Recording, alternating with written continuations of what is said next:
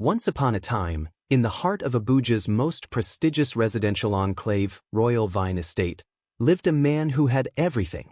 Power, private jets. But none of it mattered anymore. His name was Chaik Obi, the founder of Obi Group, a real estate empire with footprints in 6 countries. Chaik had made his first billion by age 30. His name rang out in boardrooms from Lagos to London. His face appeared on the covers of financial magazines.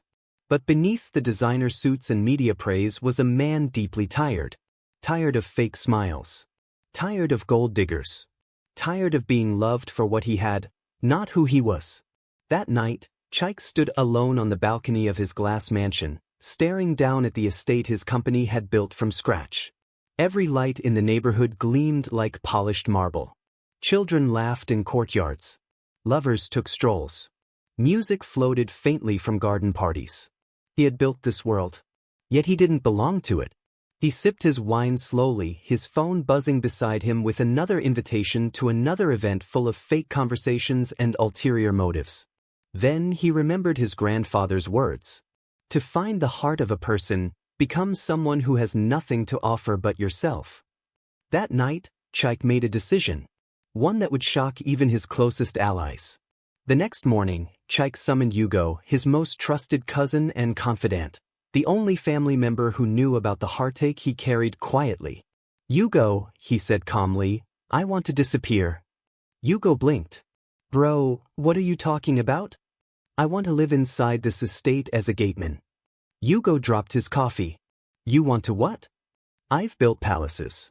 Everyone bows when I enter. But not one person has ever looked at me and seen me. The man.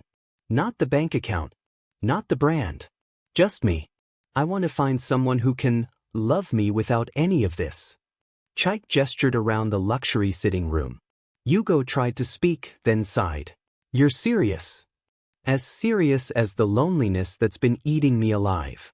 2 weeks later, Chaik was no longer the billionaire in Brioni suits. He was Obina, the new gateman assigned to house 24B in Royal Vine Estate. Gone were his Rolex and private chef. In their place, a dull green uniform, a tiny guard post beside the electric gate, and a creaky single mattress in the servants' quarters. A battered thermos replaced his wine glass. And his daily meals were plain rice or beans from the estate cook. At first, it was amusing. Then it was sobering. By the 3rd day, Chaik realized something terrifying. He was invisible. Residents barely glanced at him. Some barked orders at him without greeting. Children threw wrappers near his feet. And the delivery men, even they ignored him like he didn't exist. He was used to VIP lounges and being saluted by board members. People didn't even see him. But in that invisibility, he found something real. One afternoon, while wiping dust off the estate gate, he heard soft footsteps approaching. A young woman in a blue uniform, clearly one of the domestic staff, stopped in front of him, holding a lunch cooler. You've been standing in the sun all day, she said quietly. Take this. Chaik blinked. Sorry? For me. She nodded, placing the cooler in his hand. Jollof and plantain. You remind me of my elder brother. He died doing guard work. Before Chaik could respond, she was already walking away, back toward one of the staff buildings. He opened the cooler. The scent of pepper and spice hit him. And suddenly, his eyes stung with something he hadn't felt in years. Gratitude. Not for the food, but for the fact that someone, even for a moment, had seen him. That evening, as the estate darkened and porch lights flickered on, Chaik sat in his tiny post, legs crossed, notebook open on his lap. He began to write. Day 3. I have been called, hey you, 6 times. 2 residents asked if I was a replacement or permanent. 1 woman said I looked too clean for a gateman. Only 1 person, the maid, offered kindness. The rest see right through me. He paused, then added. And yet I've never felt more alive. But the universe wasn't done testing him. The very next morning, a black SUV screeched to a halt outside the estate. A young woman in designer sunglasses stepped out, her heels clicking like gunshots on the driveway. Chaik stood, ready to open the gate as she approached. She carried 2 shopping bags and a sour expression. As he moved to take the bags and greet her, she recoiled. "Don't touch me," she snapped. "I'm just trying to help, Ma. Do you know how much these bags cost? Your sweat alone could ruin them." Chaik froze. Her voice was loud enough to draw attention. "Gatemen like you think being nice will make you important. Let me remind you, you're staff. Stick to the gate." Without another word, she stormed past him. And Chaik stood there, stunned, fists clenched, not because of the insult, but because her face reminded him of every woman who'd once smiled at him when they thought he was rich. But now he was nothing. And so they treated him like nothing. That night, as he lay awake on the narrow mattress, Chaik whispered to himself, "This is only the beginning." He had come here to suffer, to be tested, to be unseen. But what he truly wanted, more than answers, more than validation, was this: to find someone who would choose him, not his wealth. And if that meant spending months at the gate, being humiliated, mocked, and ignored, then so be it. Because maybe, just maybe, somewhere inside this estate, was the person who'd finally see Obinna the man, not Chaik the billionaire. The next morning, Royal Vine Estate yawned itself into another day of quiet luxury. Gardeners trimmed hedges with military precision. Nannies pushed strollers past manicured lawns. Music hummed from balconies. But at the gate of House 24B, Chaik, still Obinna to the world, sat on his small stool, watching everything. He had barely slept. The words from the woman in sunglasses still rang in his head. "Stick to the gate."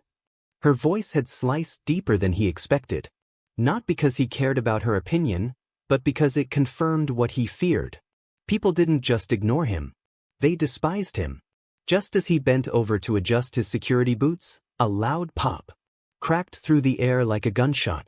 Then the unmistakable hiss of deflation. "Tires." Chaik shot up. From the far end of the estate lane, he saw a silver sedan wobble violently, then jerk to the right and screech to a halt. The rear tire was completely flat. He jogged toward it out of instinct. No cameras, no audience, just action. Inside the driver's seat, a woman leaned her head against the wheel, eyes shut tight. Her breathing looked uneven. "Madam?" Chaik asked, tapping the window. She blinked, then slowly opened the door. Her face was striking, not model perfect, but tired beautiful. The kind of beauty that wasn't trying. The kind that told stories. Her voice was soft. "I'm fine. And this tire," she pointed, "has been threatening me since Monday." Chaik smiled faintly. "I can help you change it, if you have a spare." She hesitated. "You know how to change tires?" "I've done worse," he said with a shrug. She gave a half laugh, stepped aside, and popped the trunk. Within minutes, Chaik had rolled up his sleeves and crouched by the deflated tire, loosening bolts like a mechanic on autopilot. Sweat trickled down his neck, dust clung to his uniform, but his hands worked fast. The woman stood nearby, watching him, first with polite silence, then with something else. Curiosity. "You're new here," she said after a while. Chaik nodded. "Obinna. I was transferred here from the Lekki property." She smiled, brushing a loose braid from her cheek. "Adora. I stay in Block C, Apartment 9. I work in HR." He paused. "Nice to meet you, Madam Adora." "Don't call me Madam. It makes me feel like my auntie." Chaik laughed, a real one. The first since he started this charade. As he tightened the last bolt on the spare tire, she walked closer, hands on hips. "You're surprisingly good at this, Obinna." He stood, brushing dust off his knees. "Thank you. Just doing my job." "No," she said. "Your job is to guard gates. But you chose to help. That means something." Her words surprised him. So did the way she looked at him. She didn't look through him. She looked at him. A beat of silence passed. Then she reached into her car, pulled out a water bottle, and handed it to him. "You look like you could use this." Chaik accepted it. "You don't have to." "I know I don't," she said. "But I want to." That made all the difference. Later that afternoon, Chaik sat at his post, sipping the last of the water, watching people pass. Some nodded at him. Some didn't. But he didn't care. Because for the first time since he became Obinna, Someone had seen him without suspicion, pity, or contempt. And not just anyone. Eudora. That evening, Hugo called. Bro. How's it going? Chaik smiled into the burner phone. I changed a woman's tire. Hugo snorted. Ah, so you're officially useful now. She gave me water, Chaik added. Wait, that's big. Was she fine? She was different. Hugo's tone sharpened. Different how? She didn't talk down to me. She listened. Hugo whistled. Sounds like we've met our first test subject. Chaik went quiet. I'm not ready to test her, he said softly. I want to know her first. The next day, Eudora passed by the gate again. She wore a teal blazer, heels clicking lightly as she walked. Chaik rose halfway to greet her. She paused. Obina, she said, good morning. Good morning, Ma. I mean Eudora. She smiled. You remembered. Then she did something unexpected. She leaned against the gate post and began unwrapping a meat pie. Breakfast? She offered. Chaik blinked. For me? No, she said sarcastically, for the other gateman standing beside you. He laughed again, and this time it echoed. Over the next week, these little encounters continued. Morning greetings. Shared bread. Teasing jokes. Side glances. He noticed how she always held a hardcover notebook in one arm, not a tablet like other residents. She noticed how he always read old books during breaks. Things fall apart one day, man's search for meaning another. Where did you go to school? She asked one morning. Chaik froze. He'd prepared for this. School of hard knocks, he joked. Street life. She raised an eyebrow but didn't press.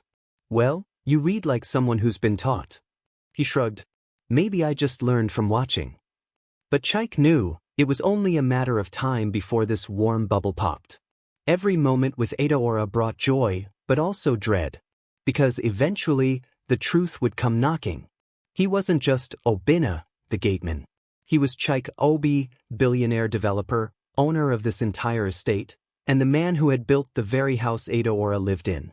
And if she ever found out, would she still smile at him? Would she still share breakfast? Would she still look at him the same way? That night, he wrote in his notebook again. Day 10. Her name is Eudora. Her eyes are tired but kind. She offered me water and meat pie, not because she had to, but because she wanted to. I don't know what this is, but I feel alive. He paused, then added, for the first time in years, I don't feel alone. Another Sunday dawned over Royal Vine Estate, the kind of day where luxury hung in the air like perfume. Joggers paced the quiet lanes, drivers washed SUVs with military precision, and housekeepers swept invisible dust from doorsteps.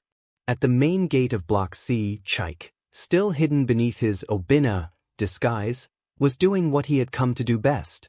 Observe. Eudora hadn't passed by yet, which was unusual. She normally left around 7:45 a.m. for church, always alone, always with her notebook tucked neatly under one arm and a calm smile that greeted him like clockwork. But today, nothing. He checked his watch. 8:13 a.m. He was about to return to polishing the steel gate when two voices drifted toward him, high-pitched, nasal, and confident in their power. It was Mrs. Onari and Binta, the two women everyone in the estate either feared, flattered, or avoided. Dressed in flamboyant lace and dripping with jewelry, they clicked down the sidewalk like they owned the entire postcode. They didn't acknowledge him as they passed, but they spoke like he wasn't there. Have you seen Eudora lately? Binta asked, sipping a pink smoothie. Mrs. Onari scoffed.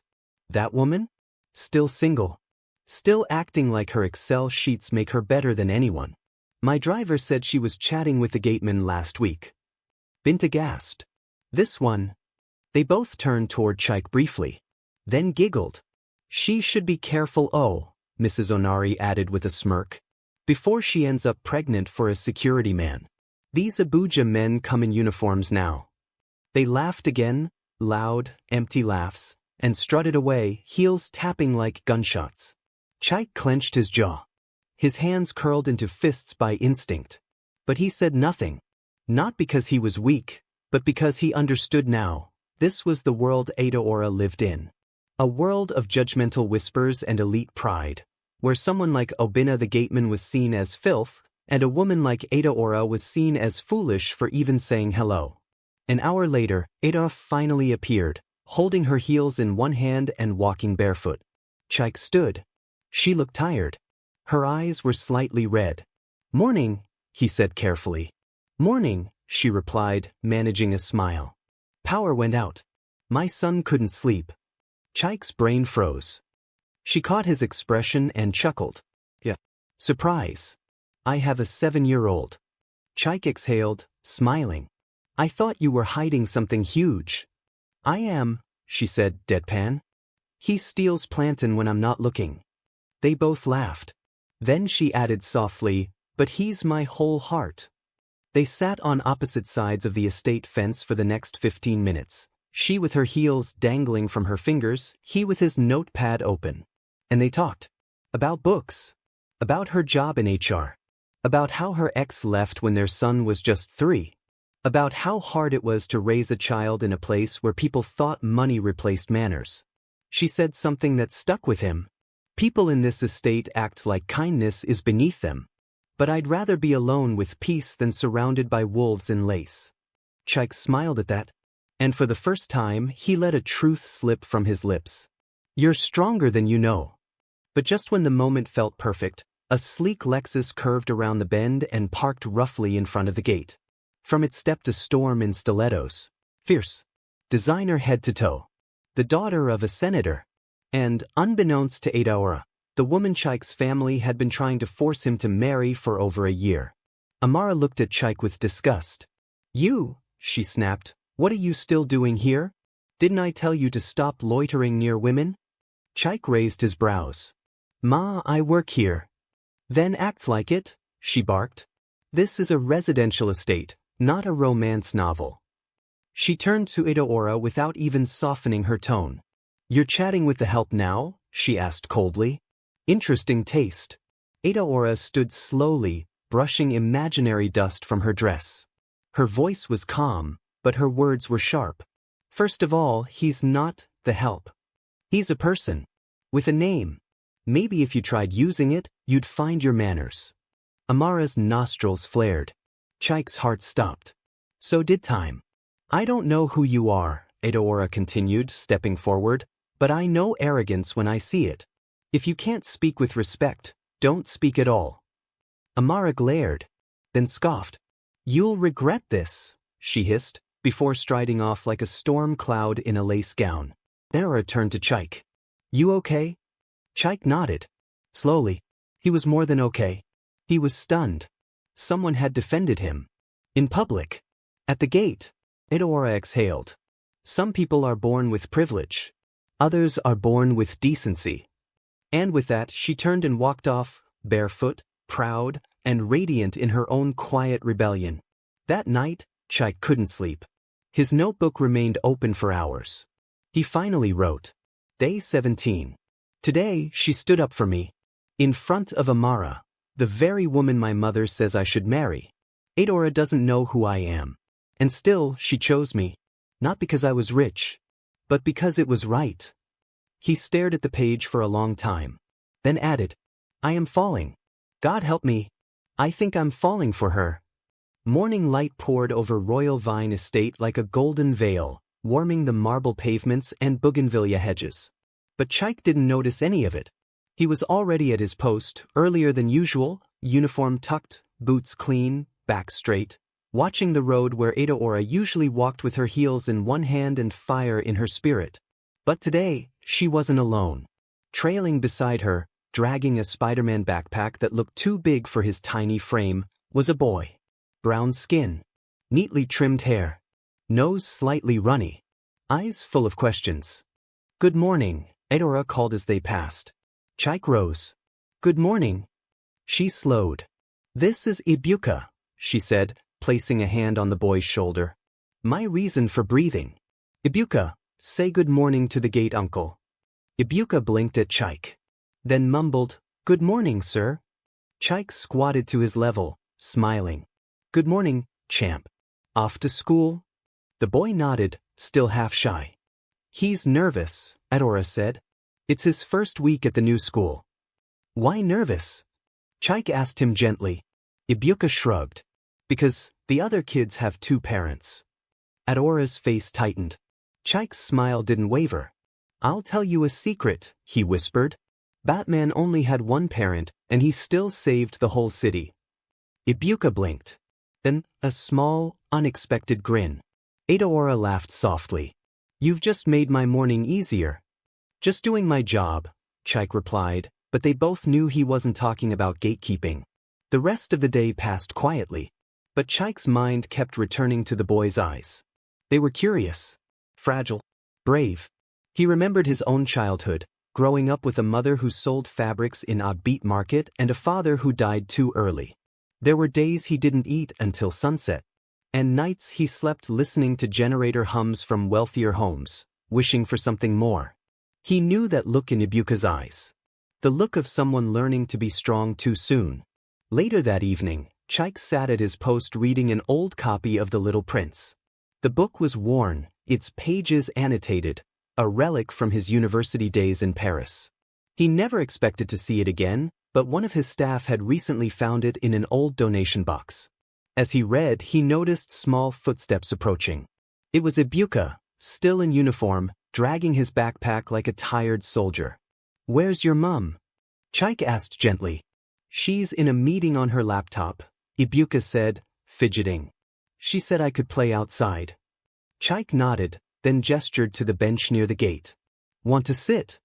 Ibuka hesitated, then shuffled over. After a beat of silence, he pointed to the book in Chaik's hand. What's that? A story. About a little boy who travels across planets. Can he fly? In his own way, yes.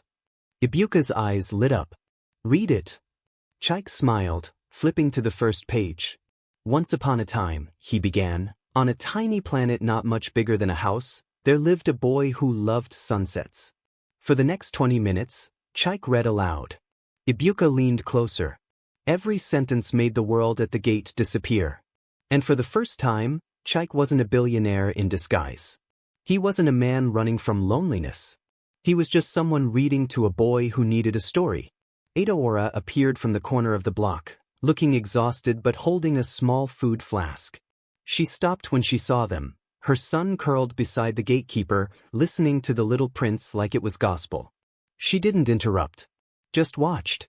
Eyes soft. After a moment, she approached quietly. Sorry to interrupt the universe, she said playfully. Ibuka turned. Mummy. He was reading the flying boy story. Adora smiled. I see. But now it's time to shower and eat. Ibuka stood and whispered to Chaik. Can you read more tomorrow? Chaik nodded solemnly. Tomorrow we'll meet the fox. The boy beamed and ran off. Adora lingered. She handed Chaik the flask. Fried yam and egg. Thank you for being kind to him. You didn't have to. I know, she cut in. But I wanted to. She looked at him again, differently this time. As if seeing something she hadn't before.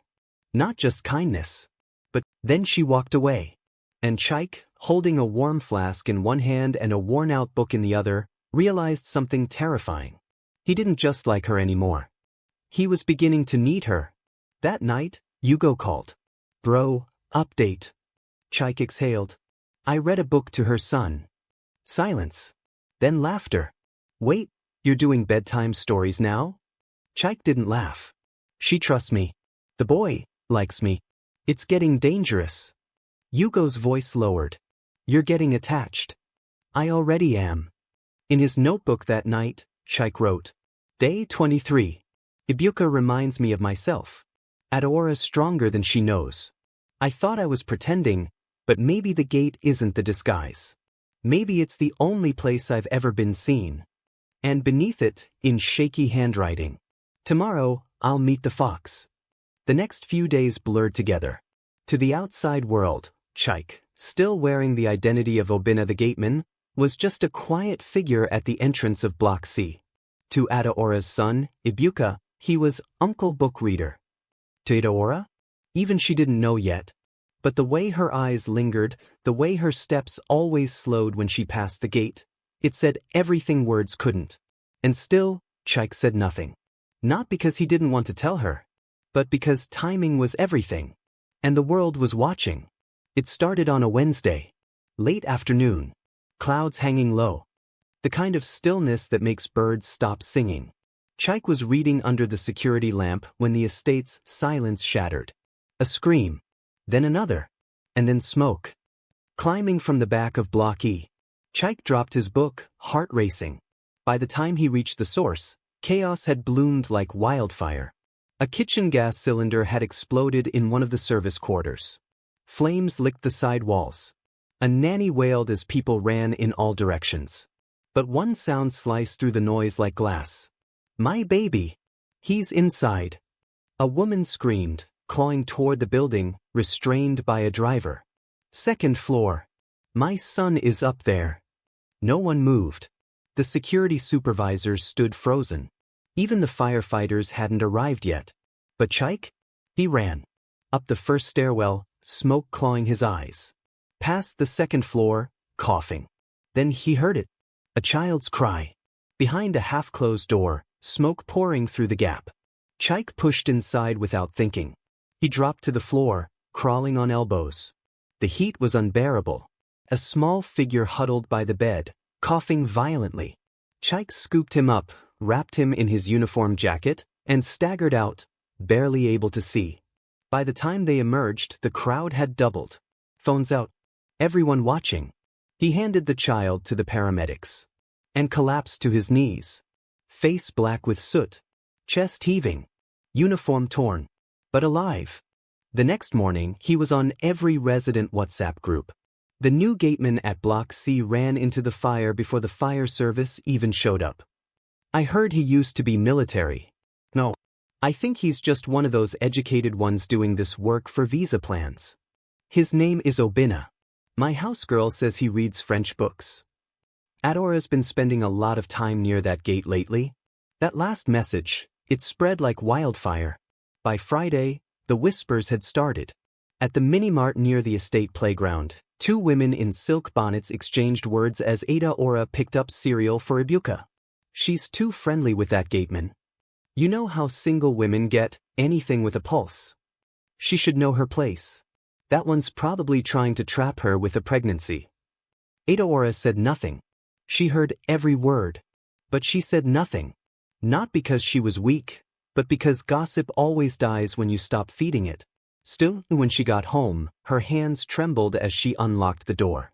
That evening, Chaik sat at his post, still sore from the burns, bandage peeking out from his sleeve. Adoora approached slowly. She looked at him. Really looked at him. "You could have died." He smiled faintly. But the child didn't. Adoora nodded. Then she whispered, "They're talking, you know." "I figured," Chaik replied. Silence stretched. Then she said something he didn't expect.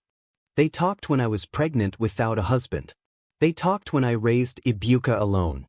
If they're talking again, it means I'm still alive." And just like that, Chaik's heart cracked open, quietly, without drama.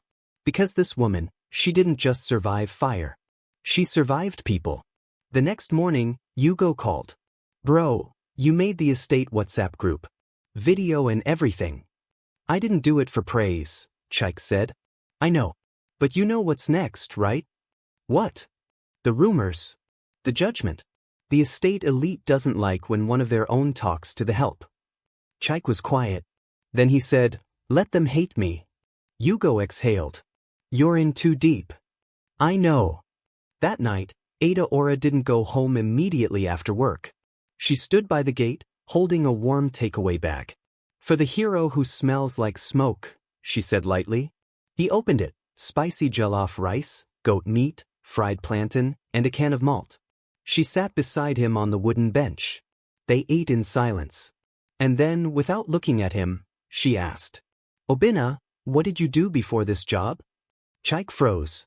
He chewed slowly, swallowed hard, then gave the answer he had practiced for weeks. "I used to build houses." She turned to him, smiling. "I believe you." That night, in his notebook he wrote, Day 29. Today she didn't defend me. She sat with me. And that's louder than defense. There is a kind of love that doesn't announce itself. It just stays. And then, at the bottom, they can whisper. But her silence is the loudest thing I've ever heard. It was only a matter of time. 31 days. That's how long Chaik Obi had managed to disappear into the skin of Obina the Gateman, living in a servant's room, eating from takeaway packs, reading books under estate security lights, and waiting for Ada Ora's laughter like it was morning prayer. But no one stays hidden forever. Not when your last name is Obi. Not when your disappearance makes headlines in business circles.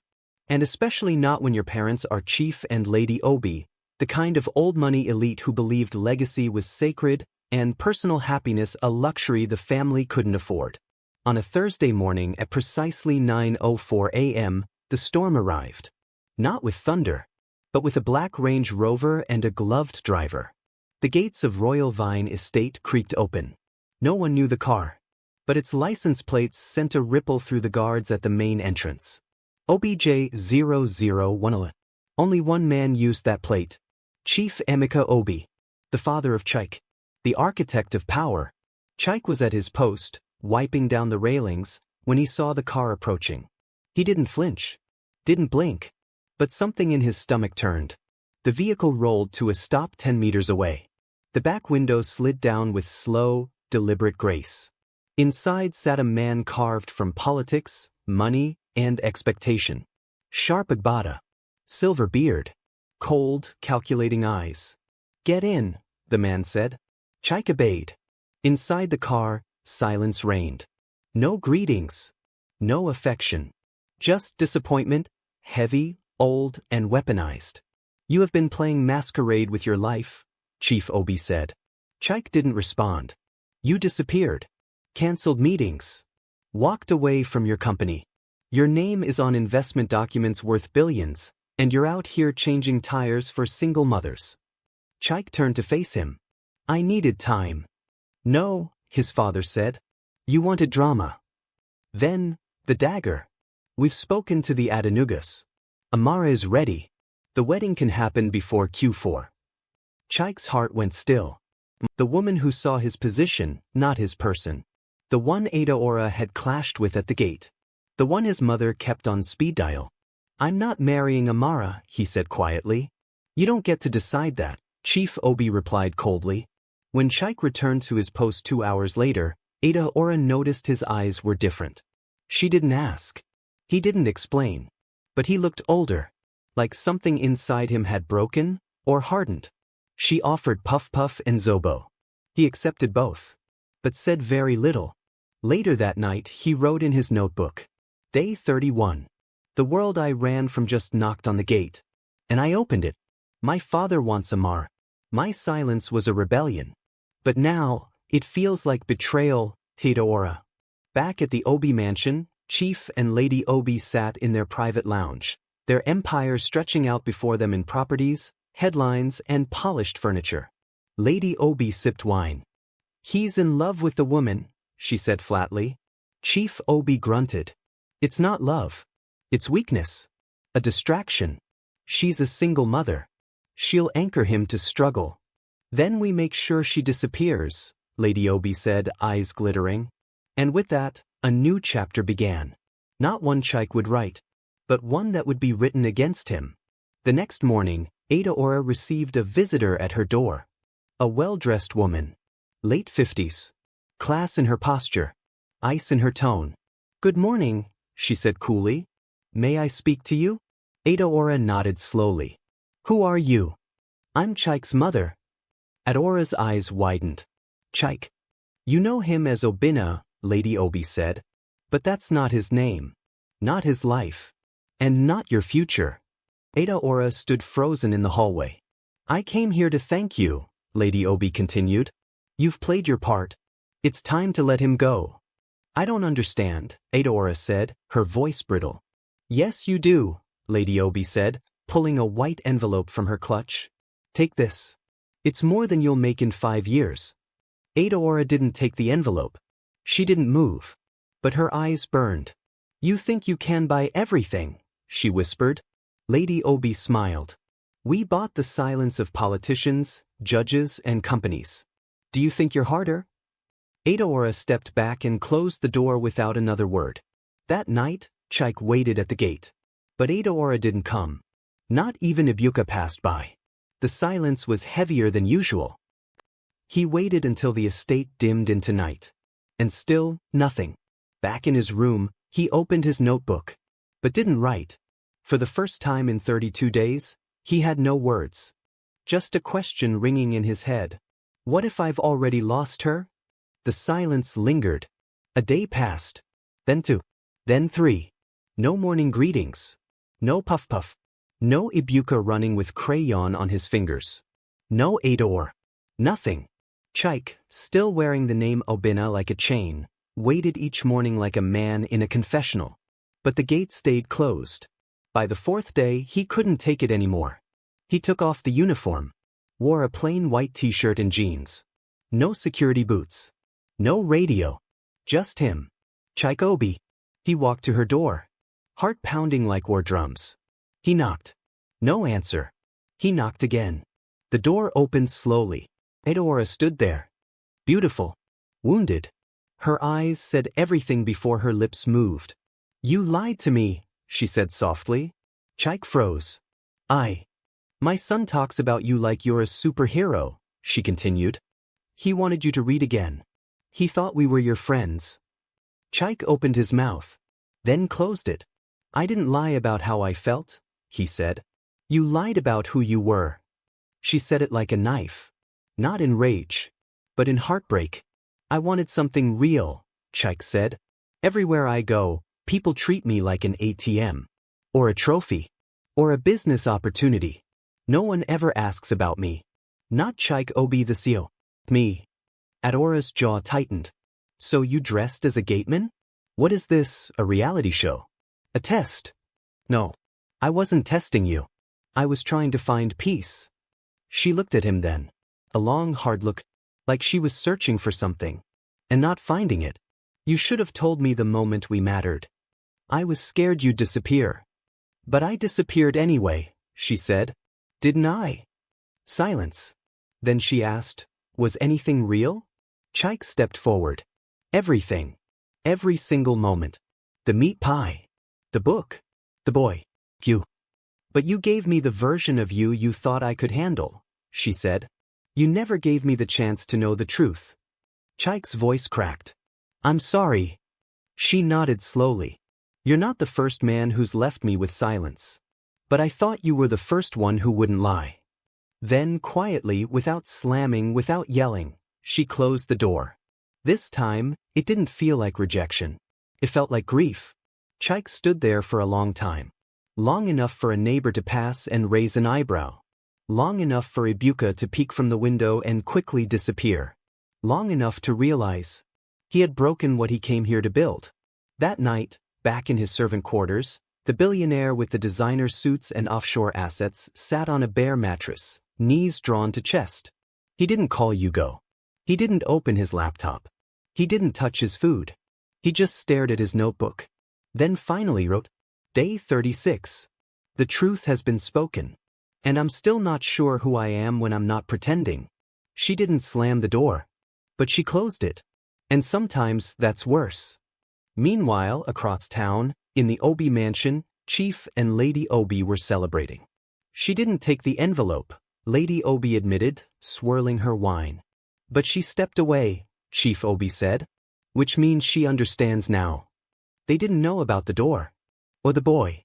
Or the silent heartbreak. All they knew was that their son had returned to reality, their version of it.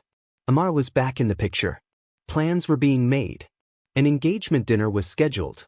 And the press release was already drafted. But Chaik hadn't come home. Not really. He went through the motions. Took one meeting. Signed one document. Smiled once at Amara, and hated himself for it. Then he told Hugo, I need one last moment. One moment to do what? Hugo asked. To say goodbye. The next day, Chaik wrote a letter. Then he walked back to the gate. No uniform. Just the man. He slid the envelope under Adaora's door and left before she could open it. Inside the letter, his handwriting trembled. You asked me if anything was real. The answer is yes. The bench was real. The book was real. Your son's smile was real. And the way I feel about you has never been more real. I didn't lie because I didn't care. I lied because I cared too much. Because I didn't think I deserved someone who looked at me like I was enough without the money. I don't want anything from you now. Not forgiveness. Not love. Just the chance to say, I'm sorry. And thank you. For seeing me. She didn't respond. Not that day. Not the next. Not even when the press posted a blurry photo of Chaik with Amara at a charity brunch, her hand casually on his shoulder. Edaora saw it. Ibuka saw it too. Is Uncle Obinna still our friend? He asked. Edaora didn't answer. She just folded the letter again and tucked it inside her notebook, right between the pages of The Little Prince. 2 weeks passed. The engagement was official. Chaik Obi, son of Chief Emeka Obi and heir to Obi Group, was set to marry Amara Adenuga, the poised daughter of a powerful senator. The papers had it. The blogs screamed it. The socialites reposted it with captions like, Power couple goals. Perfect match, wealth marries wealth. She said yes. They didn't know the truth. They didn't know about the gate. They didn't know about her. Edaora read the announcement at 5:42 a.m. on a Monday, the hour between quiet and chaos, when Ibuka was still asleep and the sun was only beginning to stretch. The headline stung. The photo stung more. Amara's manicured hand resting lightly on Chaik's shoulder. His fake smile. Her glinting diamond ring. Edaora's fingers trembled as she closed the tab. She didn't cry. But something inside her, something delicate and blooming, quietly folded shut. At breakfast, Ibuka said, Mummy, Uncle Obinna's on TV. Edaora took a deep breath. His real name is Chaik. Ibuka frowned. But I like Obinna. Edaora smiled faintly. So did I. Back at the Obi mansion, Chaik was a prisoner in designer chains. The family called it a celebration. He called it damage control. He sat beside Amara at the engagement brunch, smiling through clenched teeth, laughing when required. She was beautiful, polished, fluent in French and networking. But beneath the diamonds and curated grace was someone who never looked at him the way Edaora did, like she could see the war behind his eyes and still choose to stay.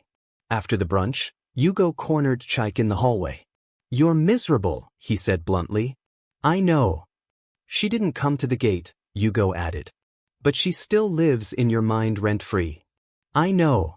Then why are you marrying Amara? Chaik was quiet, then said, because it's easier than starting another war. But the real war wasn't in the media or the marriage. It was happening behind closed doors, in boardrooms and whispers. And it started with a betrayal. That evening, Hugo handed Chaik a folder. Look inside, he said grimly. Chaik opened it. Inside, screenshots, bank transactions, email threads. All leading back to one name. Mark. And one horrifying truth. She had been the one who tipped off the press about Chaik's location. She had hired a private investigator to follow him into Royal Vine Estate. She had leaked photos to the media of a billionaire playing Gateman, before Edaora ever closed the door. The viral headlines had been her doing. The fake smiles at the brunch now made sense. She hadn't just wanted Chaik's love. She wanted to own the version of him the world respected, and destroy the version she couldn't.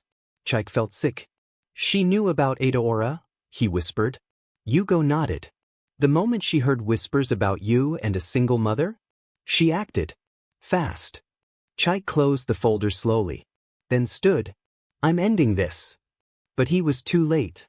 Because across town, in her modest apartment, Edaora had already packed her bags. Not because of the scandal. Not because of the engagement. But because she couldn't let her son grow up thinking that pretending to be someone else is the price of being chosen. She left a note with the estate manager. Thank you for your time at Royal Vine Estate. We're moving closer to my mother's place. Kindly forward final bills. No fanfare. No drama. Just a woman refusing to beg for the bare minimum, honesty. Chaik arrived at her door that same evening, sweating, folder in hand. He knocked. Twice. No answer. He peeked through the window. Empty. He asked the guard on duty. They moved out this morning, the man said. Gone before sunrise.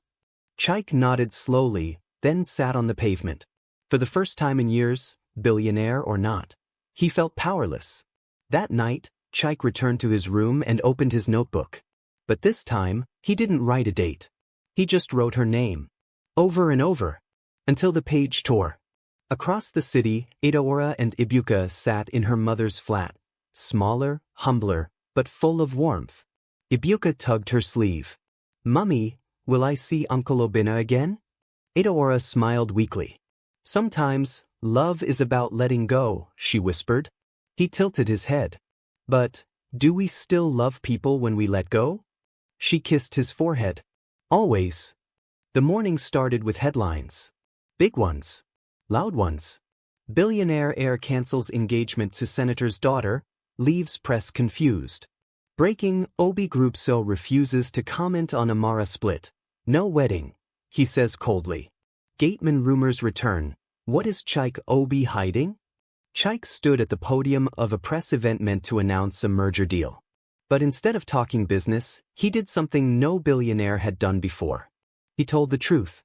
To the board, the media, and the public, he said clearly, I will not be marrying Amara Adenuga.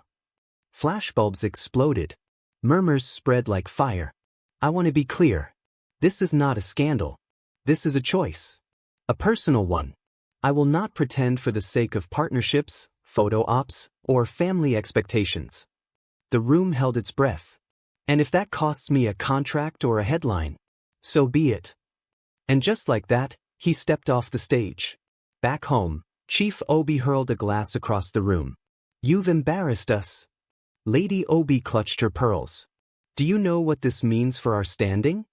Chaik remained calm. I've been embarrassing myself for years, he replied. This is the first time I'm doing something honest. But what truly unraveled everything wasn't the engagement fallout. It was the video. Leaked anonymously. Clipped from estate's CCTV. It showed a young woman standing beside a security gate, defending a man in uniform against a screaming Amara. If you can't speak with respect, Adaora had said, then don't speak at all. The video went viral in hours. Who is the woman who stood for the Gateman? Adaora, the voice that humbled the elite. And with it came new heat. Some bloggers praised her. Others mocked her. But for the first time, the public saw Adaora. And so did Chaik's enemies. At his office, his PR manager slid him a folder. We've traced the leak. It wasn't Amara this time. Then who? The manager hesitated. Your mother. Chaik stared blankly. She leaked the video herself, the manager said. To paint Adaora as dramatic. To imply she was a distraction that cost you your empire. Chaik drove across town that same night. Straight to the Obi mansion. No driver. No entourage. Just a man ready for war. He entered the family study without knocking. Lady Obi looked up from her wine glass, unbothered. You know, she said softly, I raised you better than to embarrass your name in front of the whole country. Chaik stepped closer. And I was raised better than to destroy a woman just to save face. Lady Obi's expression hardened. She would have ruined you. She saved me, Chaik snapped. From becoming you. Silence. Then, slowly Lady Obi rose to her feet. You think this is love? It's a phase. You'll outgrow it. No, Chaik said. I'm outgrowing this. All of it. Later that night, Chaik called Hugo. Help me find her, he said. Already tried, Hugo replied. She's off social media. No estate forwarding address. Disconnected her number. Even the market aunties don't know where she went. Chaik swallowed hard. Then I'll find her the old way. The next day, Chaik made a public appeal. Not in a press release. Not in a scandalous tweet. But in a full-page newspaper letter. Printed in ink. No filters. No PR gloss. Just this. I don't deserve your forgiveness. I didn't deserve your kindness. But you gave both anyway. I became a gateman looking for love. But you showed me something rarer, respect. Dignity. Silence that spoke louder than praise. I'm not asking you to come back. I'm asking you to know this. You are the first person who ever made me wish I could start over. Not as a billionaire, but as a man worth your time. If you see this, just know. I still carry the note you left tucked inside your notebook. Still trying to become the man you saw. The paper hit the streets by sunrise. And somewhere in a small apartment on the outskirts of Kubwa, Adeora's mother opened it. She read the letter. Then walked into the bedroom. Baby, she said softly, you need to see this. Adeora, still in her wrapper, still battling exhaustion, took the paper wordlessly. Her hands shook as she read. Ibuka peeked over her shoulder. Mummy, that's Uncle Obina's real name, right? Adeora didn't respond. But her eyes filled with tears. Quiet. Not dramatic. Not for show. Just the soundless ache of being seen again. The right way this time. That night, Chaik waited at the gate. Not as a billionaire. Not even as a man in love. But as someone who had finally learned how to wait without control. And hope without expectation. Evening in Abuja brought a hush. Not silence, but that peculiar calm that sits right before something breaks or blooms. Chaik stood by the estate gate. Same place he once kept watch. Only now, it wasn't a disguise. It was a memory. A reckoning. A place of origin and consequence. The sun was almost gone when a car pulled up slowly. He didn't turn. He felt her presence before he saw her. She stepped out. Simple dress. No makeup. Shoes slightly dusty from a long walk. And yet, she looked like justice. Adeora turned. Eyes locking. Time pausing. Then she spoke. I saw the letter. He nodded. Silence. She stepped closer. Each word deliberate. I didn't come here because of romance. I didn't come because of Ibuka. I came because I needed to say some things out loud. For myself. Chaik didn't interrupt. Didn't plead. Didn't reach for her hand. He simply listened. I loved Obina, she said. The humble man who cared about stories, who read with my son, who didn't flinch when the generator blew out or when the tomatoes were overpriced. That was me, Chaik whispered. No, Adeora snapped, pain sharp in her voice. That was a version of you. The safe version. The one who wouldn't risk rejection by being real. She drew a breath. You said you lied because you cared, but that lie stole my choice. My right to decide whether I could love you as you really were. Chaik's voice broke. I was scared. I was too, she fired back. I've been left before. Mocked before. I didn't let you in because you were perfect, I let you in because you were present. The pause. The beat. Then softer.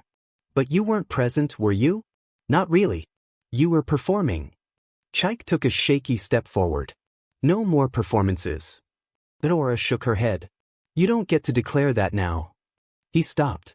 Her tone softened, not forgiving but clearer.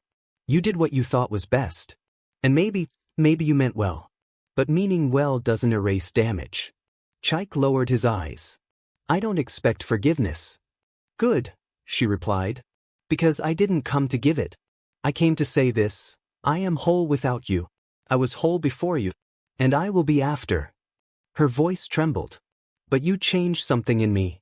And I needed to face you to take it back. They stood there. Two people once entangled in secrets and soft laughter. Now separated by truth. No longer enemies. But not lovers either. Just witnesses to a love that tried and failed under the weight of fear. Then, as the sun finally dipped below the horizon, Adeora said, Take care of yourself, Chaik. She turned to leave. Wait, he called gently. Will I ever see you again? She paused. And smiled. Not out of affection. Out of release. I hope you see yourself again first. Then she walked away. This time, not in anger. But in power. Chaik stood there for a long time. Then opened his notebook. Day 50. She came. Not to rescue. Not to return. But to remind me who I've been, and who I still could become. Love, it turns out, doesn't always stay. Sometimes it teaches. Then leaves. Meanwhile, across town, Adeora tucked Ibuka into bed. He clutched his favorite book, The Little Prince. Mummy. Yes, baby. Do you miss Uncle Obina? She paused, then kissed his forehead. Sometimes. But missing someone doesn't mean we need to go back. Ibuka thought for a moment. Will we be okay? She smiled gently. We already are. It had been 23 days since that final conversation. Since the gate. Since, I hope you see yourself again first. And Chaik did. But not in the way he expected. He stopped showing up at board meetings in suits tailored for intimidation. He started showing up in polos and sleeves rolled up. Listening. Learning. Delegating. He sold his custom Rolls-Royce. Donated the proceeds to a tech education fund for low-income girls. He hired more single mothers into his company. Promoted gatekeepers to internal security coordinators. Small, his mother muttered. Too small for headlines. But that was the point. No headlines. No grand gestures. No applause. Just work. The kind you do when no one is watching. The kind Ada Ora would have respected. Meanwhile, across town, Ada Ora's life was anything but quiet. Because the video of her defending the Gateman had gone fully viral again. But this time, not because of Chaik. This time, because a national news outlet picked it up and titled it, "The Woman Who Spoke Truth to Power and Didn't Flinch." The internet pounced. Some called her a heroine. Some said she was stupid. Others accused her of clout chasing, saying she had known Chaik's identity all along. Typical gold digger plot, one blog wrote. She's the reason he ended the engagement, another claimed. She ruined everything. Ada Ora was stunned. I didn't even speak to the press, she told her mother. You became a symbol, Mama replied. Symbols don't get to explain themselves. It got worse. Paparazzi at Ibuka's school. Bloggers knocking on her aunt's door. Job offers disguised as interview bait. One TV host even said, "We'll pay you 5 million Nigerian nairas for a 1-hour sit-down. Just tell us how you seduced the billionaire in disguise." Ada Ora hung up. Blocked the number. But the damage was done. She lost a tailoring client who didn't want drama around the brand. Ibuka came home crying after a schoolmate said, "Your mummy makes rich men cry." Ada Ora shut off her phone for 3 days. Not because she was afraid, but because she was tired. On the 4th day, a letter arrived. No signature. Just a card. You don't owe anyone your story. The people who matter already know the truth. See, she stared at it for a long time. Then tucked it into the back of her notebook. Right behind the original note she wrote when she left Royal Vine. Sometimes dignity is louder than goodbye. Elsewhere, Chaik watched the chaos unfold. He had told his team to let the storm pass. But one headline made him snap. Single mother who lured billionaire now turns down 5 million Nigerian nairas offer. Who does she think she is? Chaik called his media officer. Buy that outlet, he said flatly. Sir? Buy it? Fire the editor. Issue a retraction. Replace it with a piece about Ada Ora's business. I want her craft, not her scandal, to trend. The officer stammered, You can't control the whole internet. I'm not trying to, Chaik said. I'm just fixing what I broke. That same week, Ada Ora received an unexpected feature. A women's magazine had published a spread titled, Quiet Strength, the seamstress who said no to noise. It focused on her craft, her process, her resilience, not the romance. Not the scandal. It was a respectful. She smiled for the first time in weeks. That evening, Ibuka tugged her sleeve. Mummy? Yes, love. Can I help you stitch this time? She nodded. Together, they worked in silence. A mother. A son. A small apartment filled with fabric, thread, and something harder to name, but stronger than both. Elsewhere, Chaik walked through a construction site his company was funding. It would become a community library and tech hub. No plaques. No name. No press. Just impact. A worker asked, Sir, who's it named after? Chaik smiled. No one. Just call it the Quiet Gate. It was a Saturday. Clouds hung low, like they were watching. A quiet breeze moved through Kubwa as families gathered for the grand opening of a new community library and tech hub. There were no celebrity hosts. No champagne. Just a banner. The quiet gate, a space to grow. A space to learn. Kids ran around barefoot, tugging balloons. Mothers browsed the donated bookshelves. Teenagers tapped away on computers they'd never touched before. And in one corner, volunteers were stitching custom cloth name patches for every child in attendance. That's where Adora sat. Unpaid. Unseen. Unbothered. Helping out because someone from the neighborhood committee had begged her. She didn't even know who funded the space. All she knew was, Ibuka liked the idea of books and free Wi-Fi. He tugged her sleeve. "Mummy, can I go in now?" Adora looked up. "Take off your shoes at the door." Ibuka grinned. "I love this place already." He ran off, leaving her surrounded by thread, fabric, and quiet hums of chatter. Chaik arrived 30 minutes late. Baseball cap. Plain tee. No one noticed him. That was the point. He didn't want recognition. He just wanted to see it. To feel it. The first public project he'd done not to impress a boardroom, but to honor someone who walked away. He nodded to a staffer who whispered, "All on schedule, sir." He made his way inside, and froze. Because there, near the east wall, sat a woman. Bent over cloth. Helping a young girl sew her name. Adora. For a moment he thought about turning around. Leaving. Letting the moment pass. But then a small voice yelled, "Uncle Obina!" "Ibuka!" He ran up to Chaik and hugged him without hesitation. "I knew you were behind this," he laughed. "This place is so cool." Chaik knelt, stunned. You remember me?" Ibuka rolled his eyes. "I'm not a baby, uncle." Then, as if fate had planned it, he grabbed Chaik's hand and pulled him. "Come say hi to Mummy." Adora saw them approaching. And for a moment, her fingers stopped sewing. Time slowed. Not out of fear. Not even out of heartbreak. But out of that strange, silent feeling of, "So we meet again." Chaik stopped 2 feet away. "Hi," he said softly. Adora stared. "Ibuka, why don't you check out the tablet station?" Ibuka grinned. "Can I?" She nodded. He ran. Leaving behind a quiet tension. Not thick. Just unfinished. Chaik broke it first. "I didn't know you'd be here." "I didn't know you were behind this," she replied. "The beat. It's beautiful," she added, eyes scanning the space. "Thank you," he said. "Why'd you help today?" Zora shrugged. "Because kids deserve more than excuses." Chaik smiled faintly. "That's why I built it." Another pause. Not awkward, just careful. Then Adora looked at him. Really looked. "You seem lighter." He nodded. "Trying to earn that." Adora held his gaze. Then glanced down. "I read the article.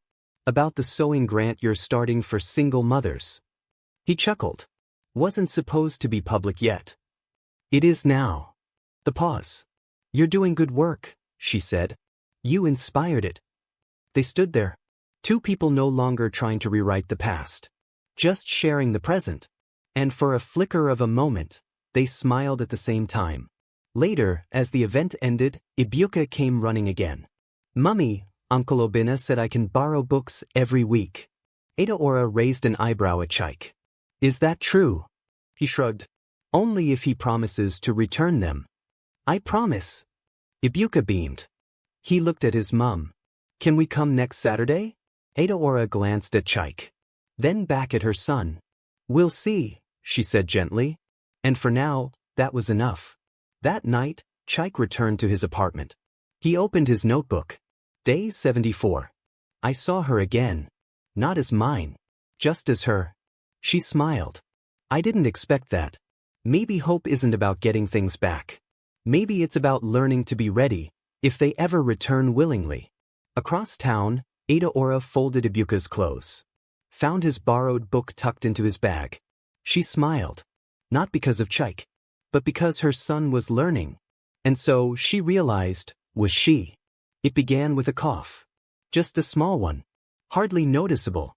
Probably dust from the books, Adora told herself, patting Ibuka's back as he curled up on the couch with his latest read from the quiet gate.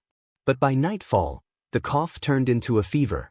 And by morning, Ibuka could barely stand. She rushed him to the nearest public hospital. Crowded. understaffed, long queues. He whimpered softly, resting his head on her lap. Mummy, I feel like I'm floating. She blinked fast, held his hand tighter. Don't worry, baby. We're here now. The doctor looked over the chart, then the lab results, then pulled Adaora aside. He's severely anemic. But what worries me more is the irregular heartbeat. He needs pediatric cardiology review. And fast. Adaora's chest tightened. How fast? The doctor hesitated. A week, max, preferably less. But, he sighed, the next appointment available through public referral is in 6 weeks. Her voice cracked. Then I'll pay. Privately. He looked at her. Quietly. Do you have 700,000 Nigerian nairas? Adaora froze. She had 42,000 Nigerian nairas in her account, and 11,000 Nigerian nairas in her tailoring shop's drawer. She left the hospital in a daze. She couldn't cry, couldn't panic, couldn't even scream. Until she found herself outside the quiet gate. The place where Ibuka smiled the widest.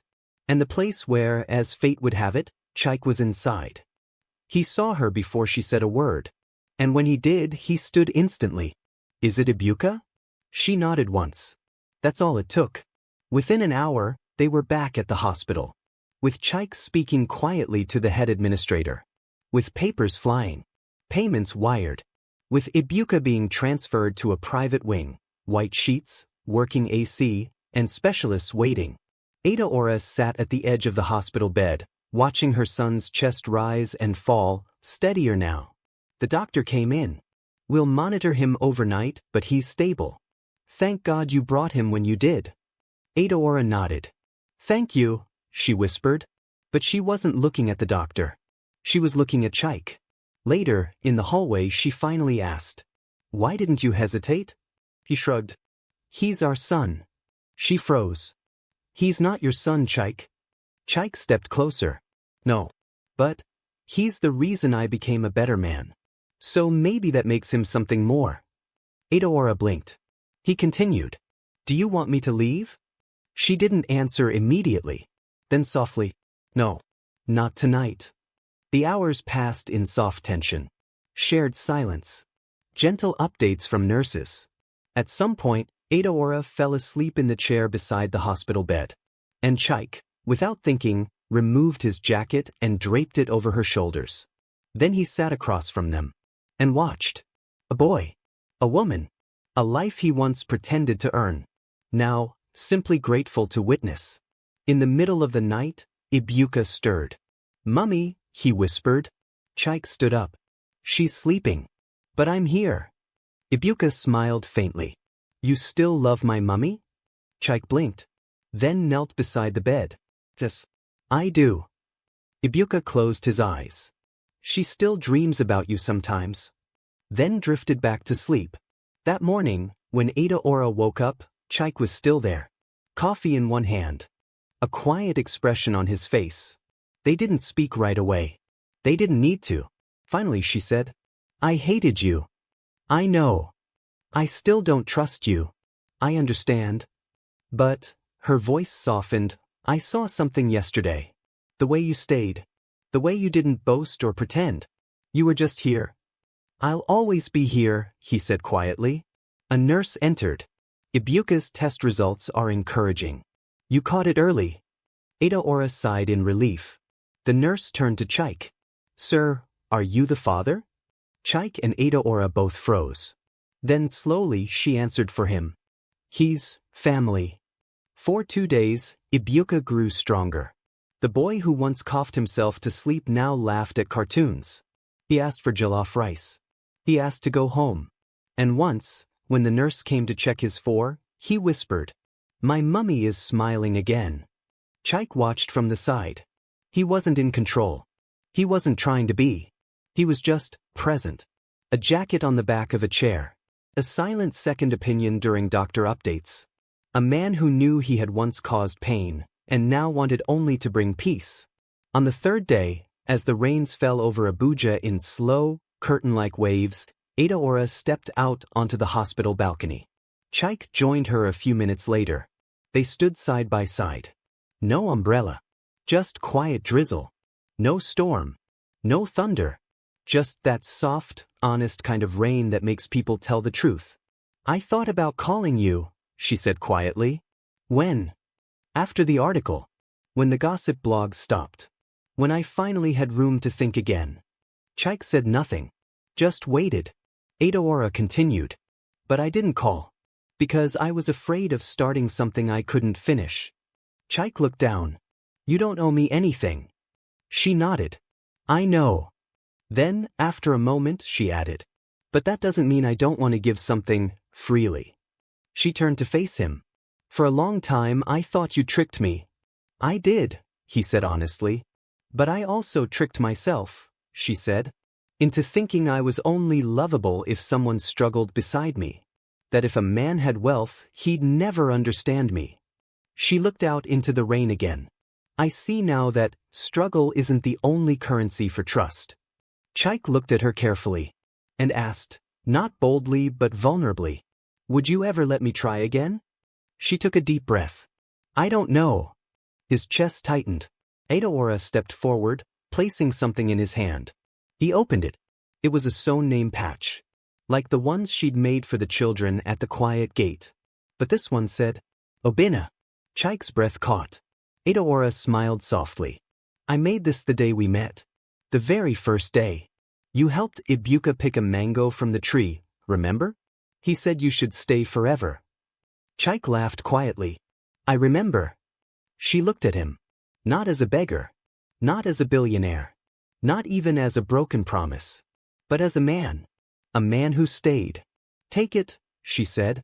Not as a symbol. Not as an invitation. Just something to remind you that there was once a version of us that was good. And worth remembering. He nodded slowly. Held the patch like a prayer. I will. They returned inside. The rain still falling. Ibuka was drawing with crayons. He looked up and grinned. Mummy, Uncle Obina, come look. They joined him. 3 heads bent over a scribbled picture. A house. A garden. A man. A woman. And a boy. Who's this? Chaik asked, pointing to the stick figures. Ibuka shrugged. Just drawing what I wish for. Aora and Chaik exchanged a glance. But neither spoke. Because the wish had been spoken. And some things are too fragile to touch with words. That night, Chaik walked to his car. Before he opened the door, Aora called out softly. Next Saturday, there's a book reading for children at the library. You should come. Ibuka would like it. Chaik smiled. Would you like it? Aora didn't answer. Just smiled. Then closed the hospital door behind her. Later, alone in his apartment, Chaik opened his notebook. Day 77. She gave me a name patch. Not a promise. Not a reset button. Just proof that once I was chosen. That's enough for now. Maybe love isn't about begging to return. Maybe it's about being worthy, if ever invited back. Saturday arrived. The sky over Abuja was painted in soft gold and fading blue. Children gathered in clusters at the quiet gate library, bouncing in excitement. The book reading was about to begin. And at the back of the room, sitting beside Ibuka, was Chaik. He wasn't wearing designer clothes. Just a white shirt, sleeves rolled. A familiar watch. And a smile that said, I'm not here for attention. I'm here because I was invited. Aora arrived 10 minutes later. Simple encre blouse. Hair tied back. No makeup. No statement. Just presence. The kind that filled a room without needing noise. When she saw Chaik beside Ibuka, she didn't flinch. She nodded. And Chaik smiled. A gentle one. No pressure. No expectations. After the reading, the children were given snacks and crayons to draw the story they'd heard. Ibuka drew a new version of his usual picture. A woman. A man. A boy. A gate. And this time a key floating above it. As the event wrapped up, Aora stepped out for air. Chaik followed. They stood again under that same tree where they'd first truly spoken. Where he once pretended to be Obina, the gateman. Now no pretense. Just Chaik Obi. And a woman who had nothing to prove. Thank you for coming, she said. Thank you for letting me. He hesitated. I know this isn't the moment for declarations. But there's something I need you to know. She waited. Chaik took a breath. I will never stop respecting your silence. Or your voice. Or the distance you chose. Even if this, he gestured gently between them, never becomes what it once tried to be. I will always protect the gate between us. Edoora blinked. Why?